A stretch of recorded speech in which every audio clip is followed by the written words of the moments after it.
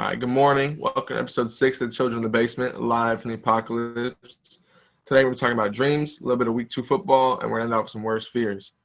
Today I'm your host, Karson, and I got my co-hosts, Ben, Manny, and Taurus. Say what's up.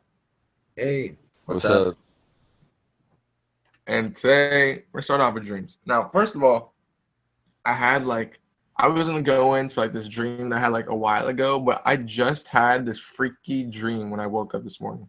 So hopefully you guys have listened to watched Umbrella Academy. It was this weird dream where I don't know why, but I was like a target of hitmen. But I just told these people that were trying to kill me, no, you can't kill me. You gotta go tell your boss, you can't kill me. And it's each one of them walked back into this little room, and my dream went from first person for my eyes to third person, I was a camera up in the corner of the room, kind of cinematically. And then each one just got demolished by their boss. And I don't know why it happened, how this dream came to be, because my life was not going violent or intricate yesterday. Yesterday my day was pretty simple, I was watching football, just ate some wings. I did nothing crazy. So I don't know why I had this dream. But when I'm not having these type of crazy dreams, I'm having super mundane dreams. You'll be driving a car and you realize you're out of gas. And you don't run out of gas, you're oh, I need to go get gas. You fill up the truck. It's that mundane. It's nothing crazy. Do you feel the same way? So are you, Taurus? yeah, I get some really crazy dreams all the time, and I know I get some pretty boring dreams. I just don't really remember them as much because they're not as exciting. The dreams that I really hate, though, that I get more often than I wish to get them, are those jump scare dreams where you jolt awake and you're just breathing hecka heavy. Oh my gosh, those things suck. One time it was one of those mundane dreams at first. I was oh, this is a freaking boring dream. I was just walking around town, and then out of nowhere, in this back alleyway, there was this freaking human-sized cockroach chasing me.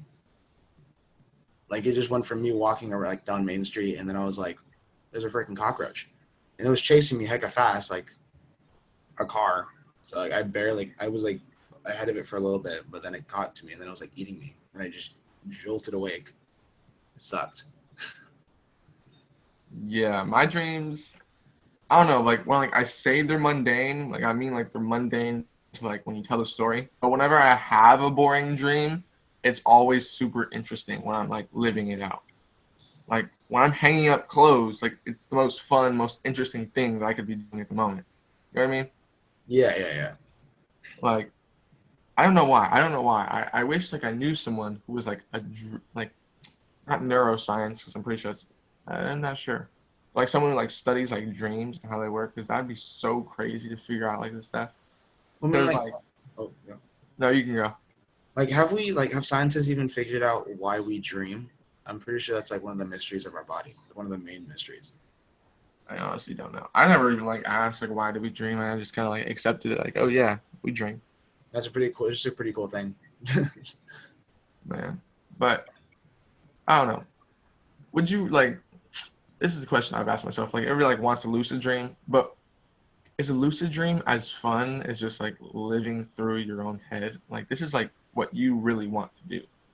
If you want to go fold clothes, that's what you want to do. Would you rather go through, let's say tonight, you had a choice. You could vividly remember a dream you're gonna have tonight, or you could vividly remember a lucid dream you had tonight, one you can't control, one you can control. Which do you choose, Manny? All right, so I'll definitely do the one that I can control. Imagine going to something you like to do or something or want to do. Imagine going for me to a welding warehouse or something and just make welds, try to make something big or something, I'd rather want to make your own dream.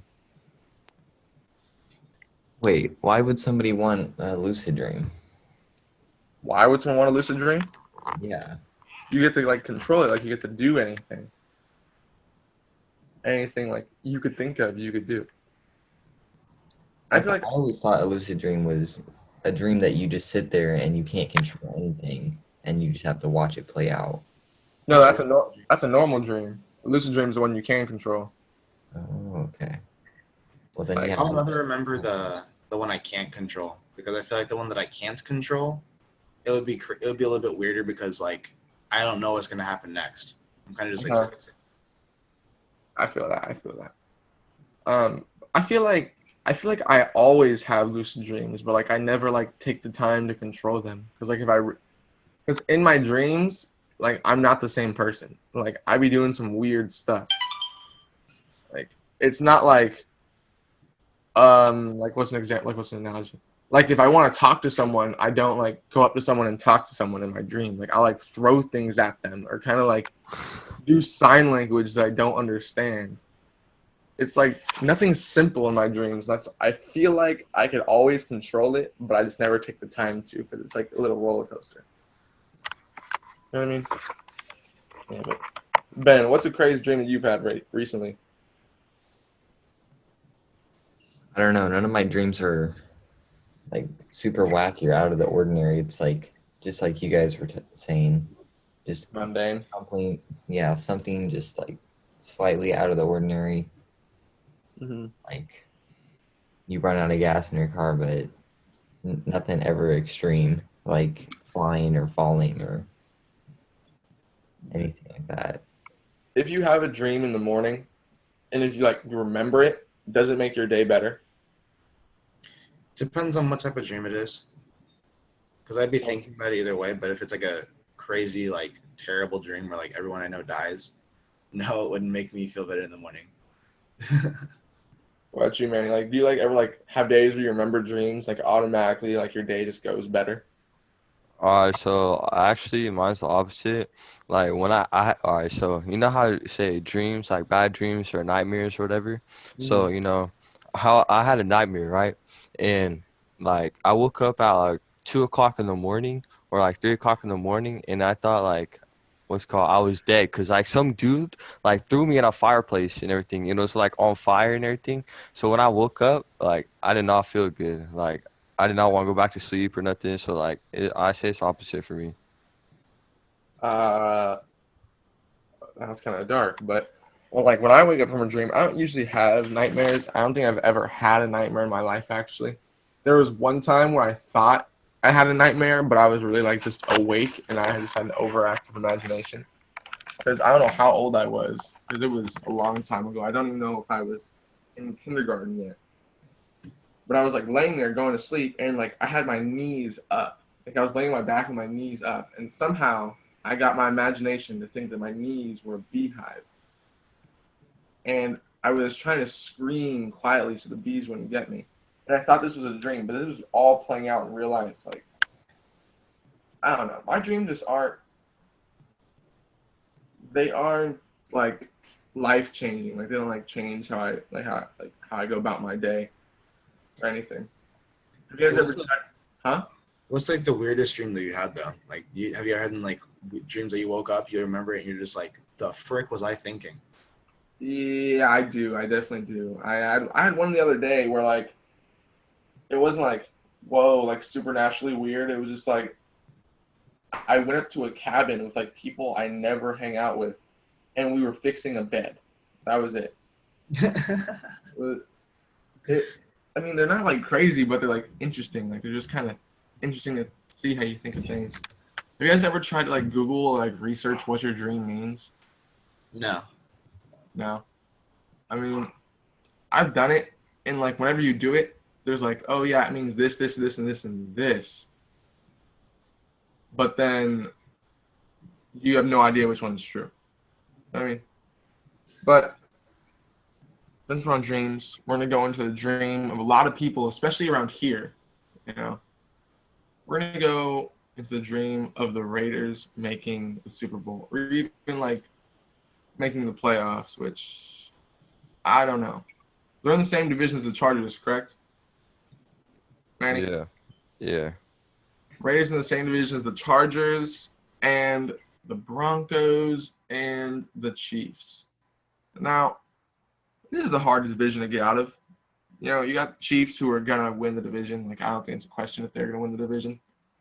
But they just played the Chargers a couple days ago, and their rookie quarterback lit it up. Like he was playing great. Which, by the way, after the game, the Chargers coach Anthony Lynn, I think he went about his press conference so wrong, because like his quarterback had a great day. Like it was like visually a good day. You could see him playing good. And then after he was like, yeah, Tyrod Taylor's still our starter. Tyrod Taylor's like the journeyman who started the first game, but he has like chest problems right now. He's like, yeah, Tyrod Taylor's still the starter. You could see Herbert made some mistakes. He's benched for a reason. I thought that was extremely harsh because I watched him play and like he looked great. Like he looked actually fire. But anyways, to get back to it, I think the Chargers are going to be a little too hard to edge out maybe. I think the Raiders could edge them out, but I'm not sure if it's going to be enough for a wild card spot because one of those spots is either going to be taken by the Steelers or Ravens, whoever doesn't win that AFC North division. I remember when the AFC North was the hardest division in football, probably like 2014, when it was the Bengals who were good. They had like 3 every down backs. They just went back and forth between Giovanni Bernard. I don't think it was Joe Mixon, but there was one other person on there too. And the Ravens, they've always been good, but now they're probably arguably the best team in the AFC. I think the AFC is extremely stacked this year, and we actually saw all of us pretty much watch either the highlights or the full game of the Raiders versus the Saints, which is AFC versus NFC. What did you think that game, Manny? Honestly, Josh Jacobs was pulling through the line and everything. He was doing pretty good, and the pass plays from Carr was pretty good.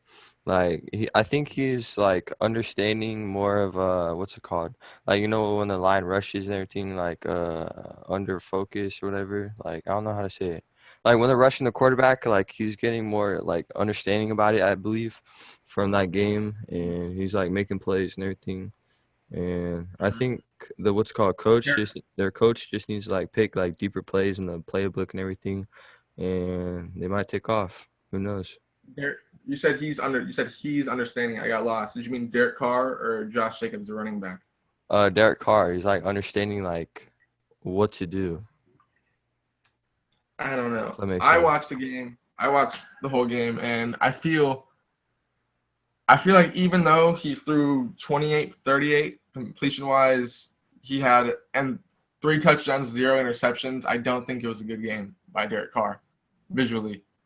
I feel like he got made by his receivers because he was throwing some bad passes. Like there would be like Darren Waller who would be crossing from the right to left from across the field with the defender right on his back, and he would throw it behind Waller like every time. There was no time where he threw it up and over so only Waller can get it. Like it was interceptable every time.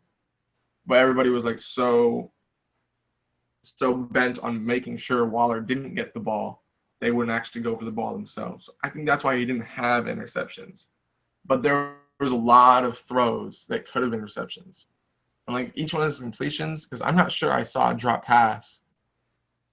Each one of his completions were like overthrown, underthrown, completely out of the ballpark.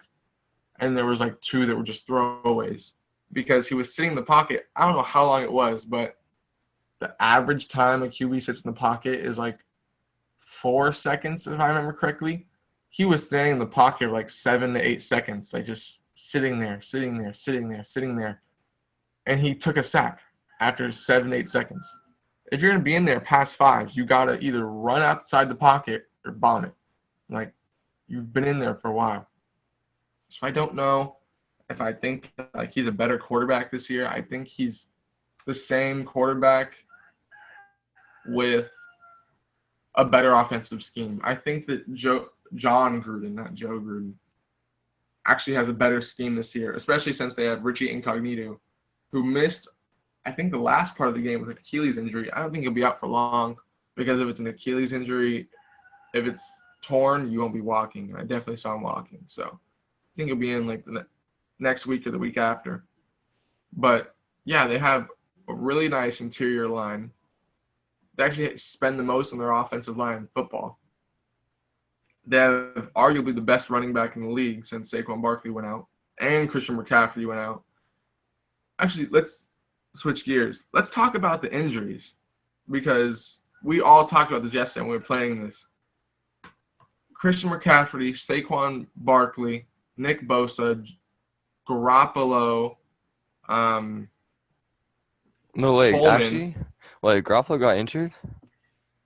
Yes, Garoppolo got injured. He's gonna be back in like 4 to 6 weeks because it's like an ankle injury. But there's more. There's how many more are there? It's like Garoppolo. There's Mostert on the Niners. There's Tevin Coleman on the Niners, and then there's Solomon. I'm not sure what position he plays. I think he's a defensive line on the Niners.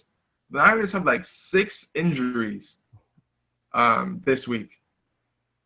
6, and a couple of them were actually torn ACLs. Like their best player on the team, Nick Bosa, tore his ACL. He's done for the season. The Niners are done for the season. They're going nowhere. And like I kind of foresaw this happening because one of my better friends, he's a Niners fan, and he always posts like Niners news on his Instagram story.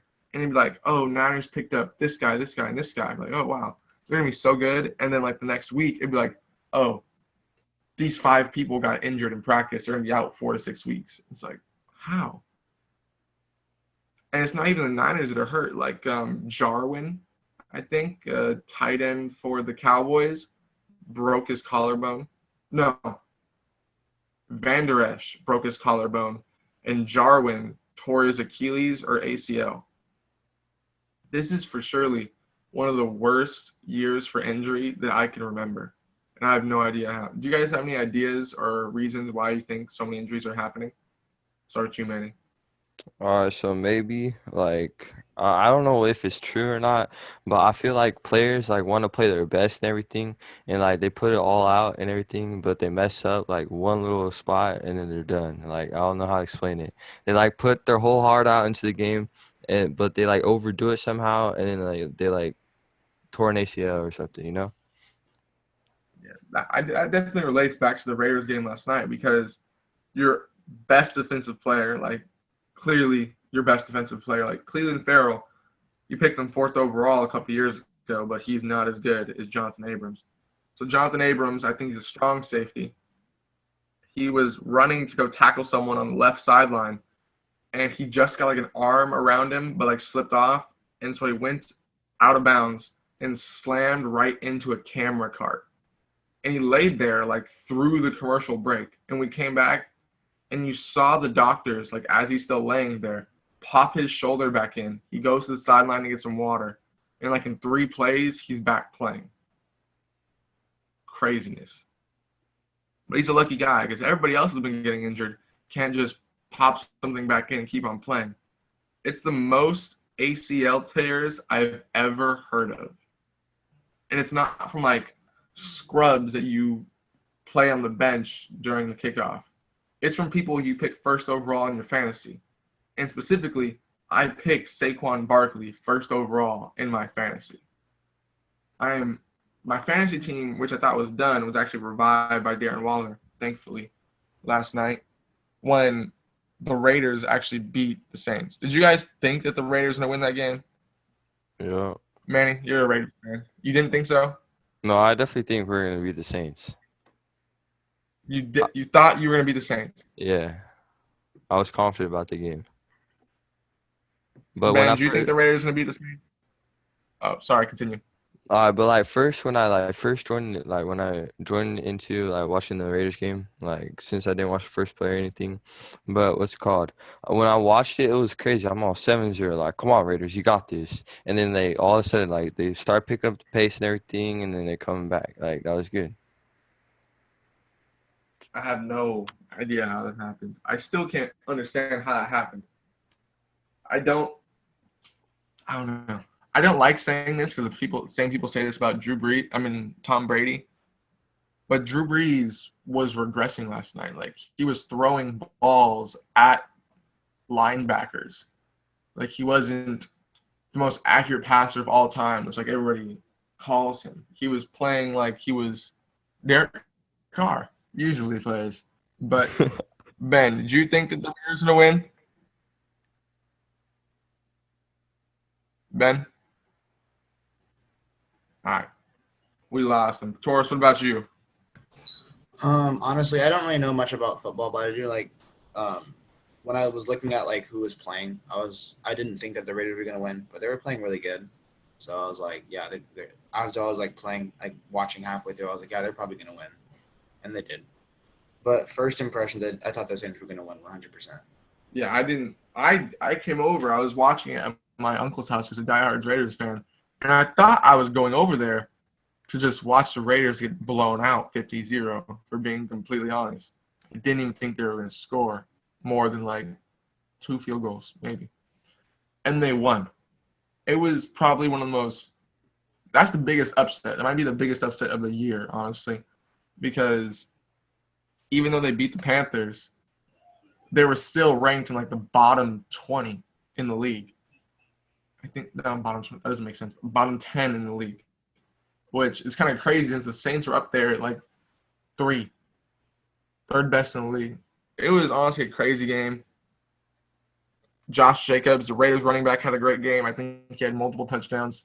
He's got to work on his ball control, though. Like, there were some times when he would just fumble the ball. He would get it back, but he kept on like fumbling the ball. He tried to jump over the pile for a touchdown, fumbled the ball.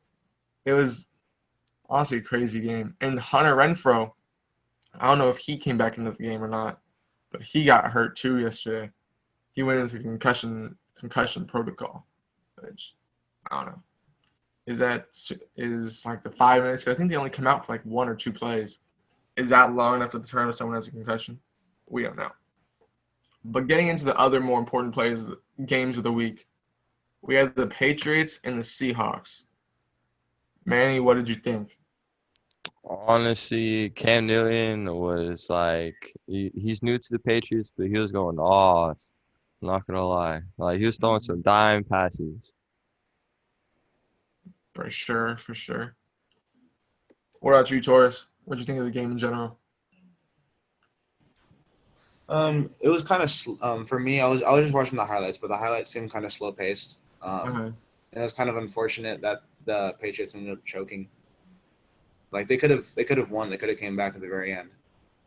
They actually could have. I watched the game. I don't think I watched the first half because I was watching another game before that. But I watched the game. Huh? The Patriots, I'm pretty sure, didn't they like intercept or something, or like catch a fumble and make the first touchdown? I honestly don't know. I didn't watch the highlights. I just watched the meat of it.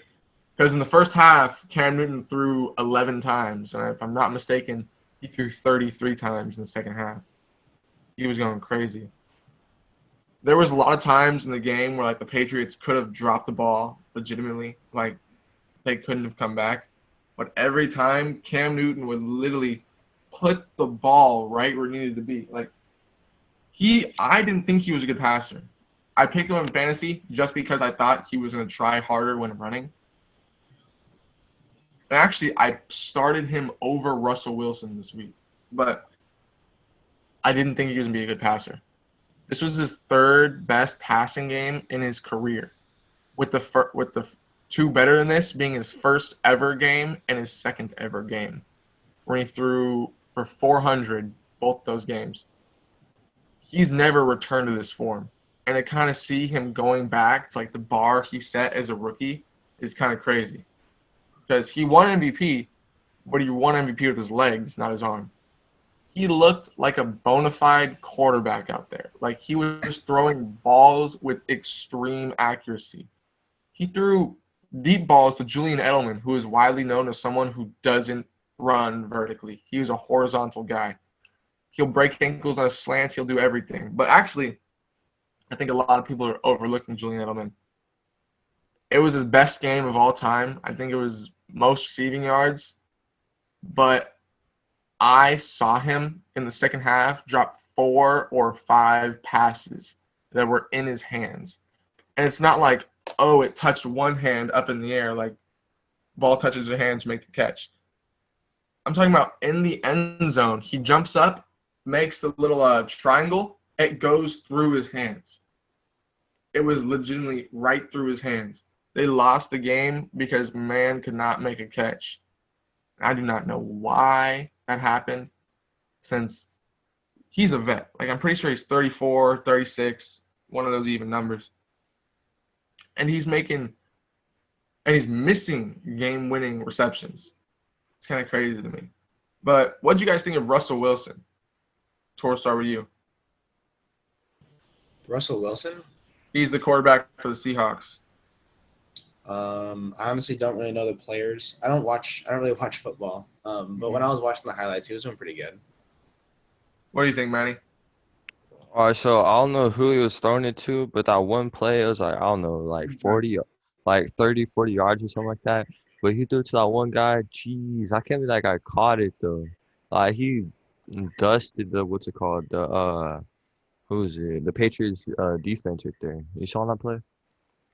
I saw it. I know, like, from someone who, like, doesn't, like, if you're listening and you don't also watch football, you think that Manny has no idea what you're talking about.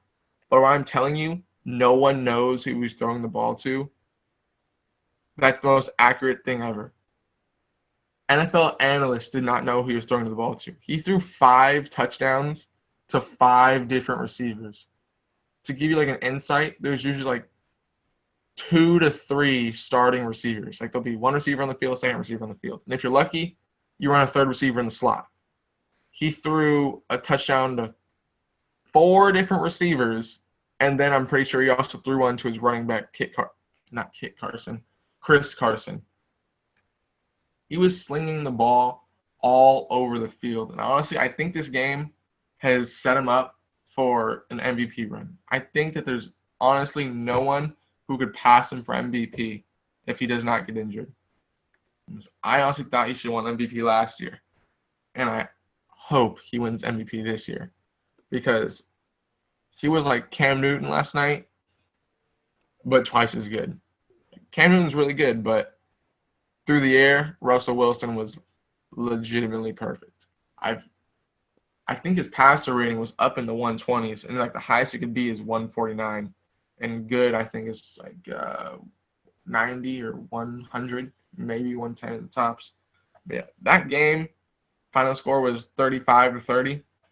Crazy game. And I said this like every game throughout the last 2 weeks, like, oh yeah, this is going to be the best game of the season. This is going to be the best game of the season.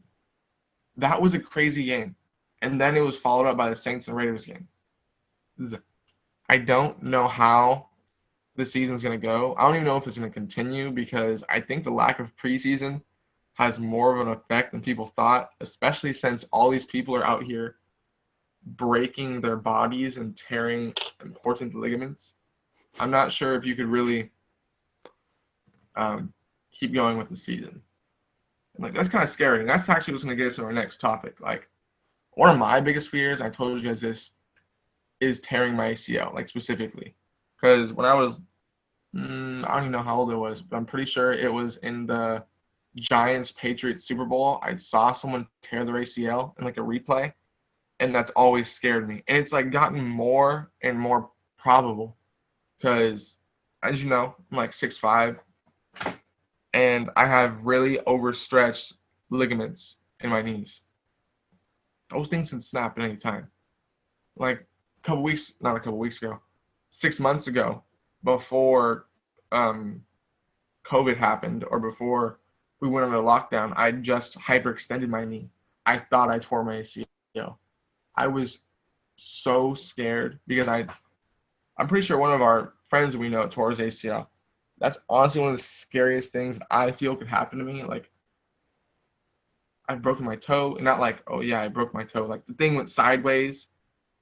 I've rolled my ankles and sprained them to the point where it's like, I don't even know, like 6 inches, a ball 6 inches in radius from my ankle. Like, it's crazy.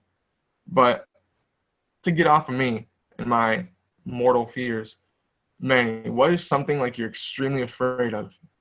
Also, not gonna lie, spiders, like I not mess with spiders, like or snakes or anything, like what's called spiders are heck of scary to me. I don't know what it is, but like if I see like like those small little like spiders that like you see, oh they won't do nothing, but like to me I don't know why, but I'm just scared, like have a fear of spiders and clowns too. Like I do not mess with clowns, but yeah. Clowns? Yeah, clowns like they're like when they have that like nose or something, like I don't know why. It's just weird. And all the makeup and Yeah. everything. Yeah, no thanks. I remember when we were in like 7th or 8th grade, like it was a thing where like people dress up as clowns and like walk around. You remember that? Yeah, I think it was for It or something. The movie It. But it was like they were doing like bad things. Like they weren't just like walking around just to walk around. Like they're like scaring people. I think they were breaking into houses too, if I remember correctly. I'm not sure. Don't take my word on that. But Taurus, what about you? I'm honestly like, unlike you, I'm not really scared of breaking or like hurting myself anymore. I've hurt myself so many times. But I can't stand heights. Like you put me like more than 10 feet above the ground and I'm like freaking out. Feel that. It's like terrible. I used to be, I don't know. I feel like I'm still scared of roller coasters, but like I just go on them just cause. Like I remember like the first roller coaster I actually went on, it was like Roar at Six Flags. No idea how old I was, but I remember like I was like passing out. Like I would like be going, I would close my eyes, and I'd pass out and like fall over forward. Oh geez. And somehow like I thought it was a good idea to become someone who would go on every roller coaster in the park. And when I went on Superman, the one time I went on Superman, had my eyes closed, did not open my eyes. Because if you don't see the drop, you can't feel the drop. That's how I think about it. But It's not true at all, but that's my mindset. That's like very not true, but it's my mind state also. It's like as long as I see it, but you can like feel it. It's just like something in your gut. It's like the gravity pulling you down. one thing that I did do that I don't regret, I actually love doing it, is and I went to Knott's Berry Farms, but at the time it was called Not Scary Farms. Didn't finish because it was around Halloween time, and we went over to Disneyland. I went to Knott's Berry Farms, and that's where they have the biggest drop on a wooden roller coaster in California, I think. That drop was so scary. Like I personally was like scared before we went up, but as soon as we went off it, I was fine. My cousin, who I think was like 18, 19 at the time, and I'm like 10, she's like hysterically crying, like hysterically. And I don't know why, but I took it upon myself to like act like I was gonna push her out or like unbuckle her during the ride. Which, thinking back, that's kind of like that's mental torture. Why the heck would you do that? I don't know, but it was funny to me. That ride, like thinking about it now, like is that actually safe? Because you go up and it's like one of the metal roller coasters. All you hear is click, click, click, click, click, click, click, click, click. You know what I mean? You go up and then you start to go down, and then it curves like in. Rides like that where like it's more than a straight one, than a 180 drop. It actually goes in. So scary, and I'm so tired. And with that, I think we're gonna end this one. I'm running a little bit low on time, so as always, my name is Karson. I'm your host with my co-hosts Taurus, Ben, and Manny. We'll be back soon for episode 7. Have a good day. Adios. Peace Bye. out.